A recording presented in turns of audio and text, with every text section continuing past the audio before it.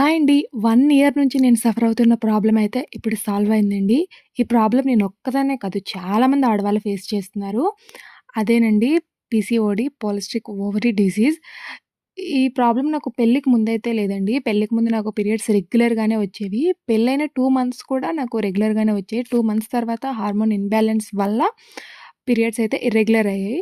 స్టార్టింగ్‌లో అయితే 15 days, 20 days అలానే డిలే అయ్యాయి. కానీ వెళ్తూ వెళ్తూ అయితే 2 మంత్స్, 3 మంత్స్ వరకు కూడా పీరియడ్స్ వచ్చేవి కాదండి. 3 మంత్స్ ఒకసారి పీరియడ్స్ రాకపోతే ప్రెగ్నెన్సీ టెస్ట్ అయితే చేసుకున్నా.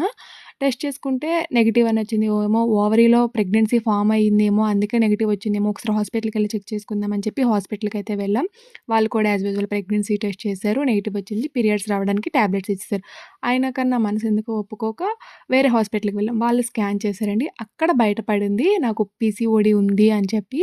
అప్పటి వరకు నాకు పీసీఓడీ ఉందనే కూడా నాకు తెలీదు. పీసీఓడీ ఉంది అని తెలిసిన తర్వాత నేను నా లైఫ్‌లో చేసిన చేంజెస్, ఎలాంటి ఫుడ్ తీసుకున్నా, ఏంటి అనేవి ముందు ముందు వీడియోస్‌లో అయితే చెప్తాను. ఇంకంతే ఈ వీడియో. వీడియో నచ్చితే లైక్ చేయండి.